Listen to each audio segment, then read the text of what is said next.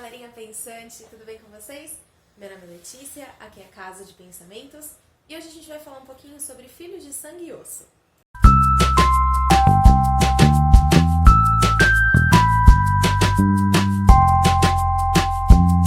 Filhos de Sangue e Osso é o primeiro romance lançado pela autora Tomi Adeyemi e é o primeiro volume da trilogia O Legado de Orisha.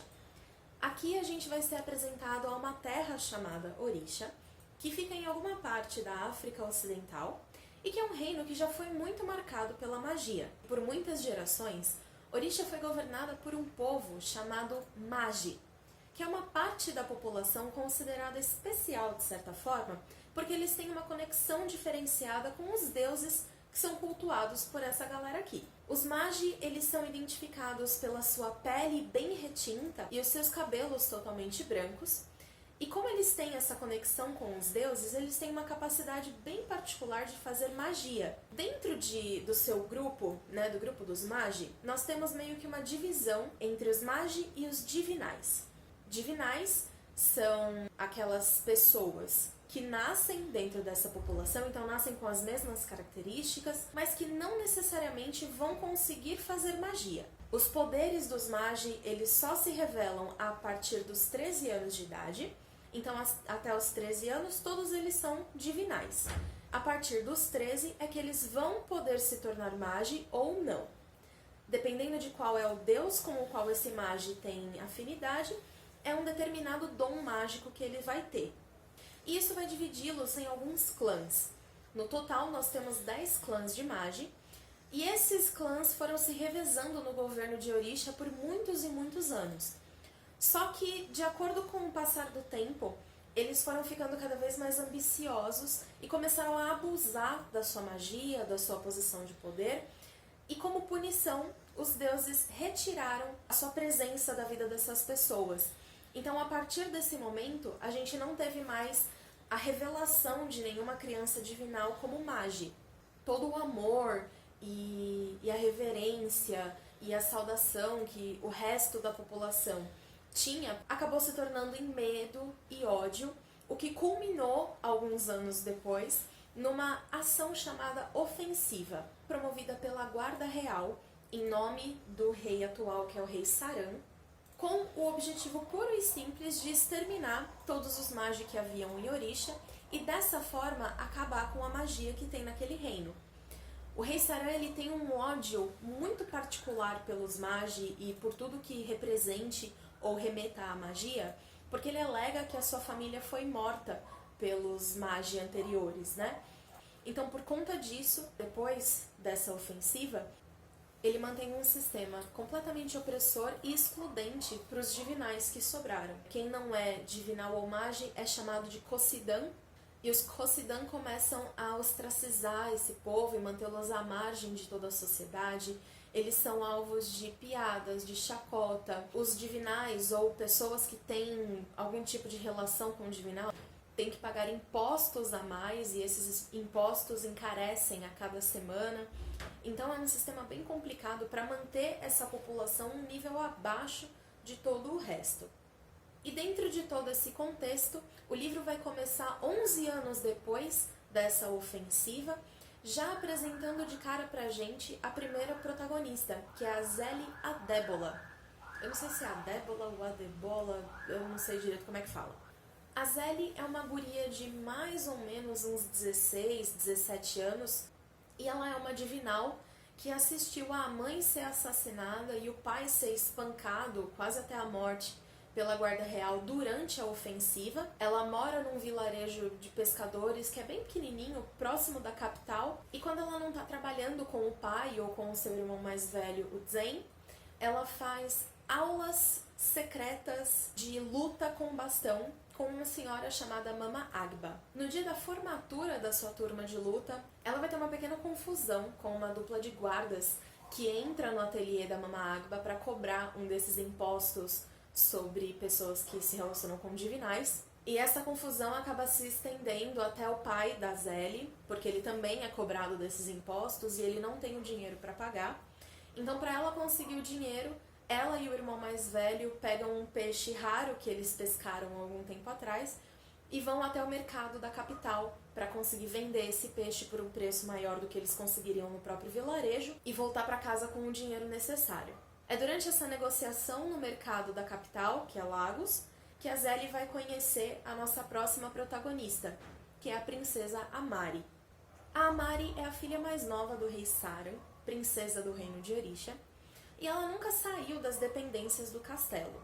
Toda a vida dela foi construída dentro dos muros, meio como a princesa Jasmine, e ela cresceu, passou a vida toda ouvindo do pai histórias horripilantes sobre os perigos da magia, sobre os perigos dos magi. E por conta dessa criação muito limitada, né, a Amari ela é muito solitária. A única amiga dela é uma divinal, que é a Binta, que é a sua dama de companhia. E durante um chá da tarde com alguns membros da nobreza, algumas moças da nobreza, na verdade, a Amari percebe a ausência da Binta e quando ela pergunta o que aconteceu, ela é informada de que a Binta foi solicitada para uma audiência com o rei. E aí ela entra em desespero, porque alguns dias antes ela deu de presente uma pulseira de diamantes para Binta, e aí já começa a ficar pensando, putz, acharam que ela roubou minha pulseira e aí vão cortar a mão dela fora ou qualquer coisa do tipo. Então ela sai correndo até o salão do trono para tentar desfazer esse mal-entendido. Só que quando ela chega lá, testemunha um negócio muito do bruto e do bizarro. Durante a época da ofensiva, o exército do rei Saran descobriu a existência de alguns objetos mágicos que, quando tocados por divinais, poderiam trazer a magia desses divinais à tona. Ou seja, poderiam transformar esses divinais em magia. Então, um dos objetivos do rei Saran foi acabar com esses objetos. Só que o almirante que ficou responsável por isso teve aí algumas dificuldades, já que os objetos são mágicos, eles não puderam ser destruídos. Por conta disso, ele trancou esses objetos dentro de um baú e lançou esse baú no fundo do mar. É uma pena que o mar não é um tanque, né? E ele está em constante movimento. Então, depois de alguns anos, esse baú voltou à tona e acabou aportando numa praia de um dos vilarejos ali de Orisha, e foi descoberto por alguns dos habitantes. E aí, quando o exército foi acionado, um dos objetos já tinha sido roubado e eles só conseguiram levar um de volta para o castelo. E é esse objeto que está na mão do rei Saran, e foi por isso que ele chamou a Binta. Ele quer colocar em prova, né, para ver se esse objeto realmente tem essa capacidade. Enquanto está o rei, o almirante, a comandante do exército conversando sobre esses objetos, a Amari está escondidinha no fundo da sala do trono, assistindo tudo aquilo e ouvindo tudo aquilo. E ela vê quando a Binta é chamada até o rei, e quando ela se mostra uma magi, e ela também está vendo quando o rei mata a Binta. Não se preocupem que isso não é um spoiler, tá logo no comecinho, fiquem tranquilos, mas assistir ao assassinato da sua melhor amiga meio que quebra a Amari por dentro. E aí ela sai correndo pelos corredores do castelo, passando completamente mal. E num lapso de coragem e loucura, ela rouba o tal do objeto e foge. Durante a fuga, ela vai parar no mercado e é aí que ela encontra a Zélie. Ela pede, pelo amor de Deus, pra Zélie ajudá-la a fugir. E a Zélie vai e ajuda, arranja uma baita de uma confusão com toda a guarda real, mas por conta do irmão mais velho do Tzen e da leonária dela, que é a Naila, ela consegue fugir de Lagos e voltar pro vilarejo dela. Quando ela chega lá, ela vai direto para casa da Mama Agba, conta o que aconteceu, e ali ela recebe a missão, né, os três recebem a missão de ir até o templo sagrado dos Magi e restaurar a magia para todo o reino de Orisha. Nesse meio tempo, a gente é introduzido ao terceiro e último protagonista do livro, que é o Inan. O Inan é o irmão mais velho da Amari, então ele é o primogênito e príncipe herdeiro ao trono, e também foi nomeado o mais novo capitão da guarda real. O Inan é incumbido pelo pai de recuperar esse objeto que foi roubado, trazer a Amari para casa, matar quem estava envolvido nessa merda toda. O livro então vai contar pra gente toda a trajetória do Trio Maravilha para tentar trazer a magia de volta e toda a trajetória do Inan atrás deles tentando impedir que isso aconteça. e ele traz uma trama muito bem costurada, ele tem reviravoltas na história que são muito bem colocadas e que fazem a gente ficar... Filhos de Sangue e Osso é o primeiro em muitas coisas. Ele é o primeiro romance da Tomi Adeyemi, que se mostrou uma autora poderosa. Ele é o primeiro livro jovem e adulto que eu conheça que tem um elenco de personagens totalmente não branco. E eu só não chamo um elenco de personagens completamente negro, porque a gente tem alguns personagens asiáticos. É o primeiro livro infanto-juvenil de fantasia que se passa na África e que se utiliza da mitologia Yorubá como seu tema principal. Isso torna o livro muito especial. Não só porque é o aproveitamento de uma mitologia completamente rica, como também eu pessoalmente acho um livro muito especial pra gente aqui do Brasil, porque a mitologia Yorubá, ela é uma parte muito importante da nossa cultura. A autora teve a ideia para escrever o livro enquanto ela estava fazendo um curso de especialização aqui no Brasil, na cidade de Salvador. Em Filhos de Sangue e Osso, então, a gente vai ter uma história muito rica em detalhes, um cenário fantástico, muito bem construído, muito bem desenhado. Mas uma das coisas que eu mais amei no livro foi a construção dos personagens. No começo eu achei que ia dar ruim você ter 3 pontos de vista diferentes, 3 protagonistas diferentes, mas a forma como ela conseguiu construí-los impediu que isso ficasse confuso, porque cada personagem tem o seu jeito de falar, tem um jeito diferente de contar a história. E eu queria dar um destaque especialmente para a construção da Amari e do Inan, que são os outros 2 protagonistas, porque apesar de também serem protagonistas, a gente sabe desde o comecinho do livro que a história é muito mais sobre a Zélie, né? A jornada do herói em si, ela é majoritariamente construída sobre a Zélie, né? Mas a Tomi conseguiu trazer um crescimento e um desenvolvimento para a Amari e para o Inan de uma forma muito particular. A gente vê a Amari crescendo de uma princesinha assustada para uma pessoa totalmente valente, corajosa e madura e ciente de si. E o Inan, com os conflitos internos dele, com o que ele vai aprendendo ao longo da perseguição dele à própria irmã e à Zélie.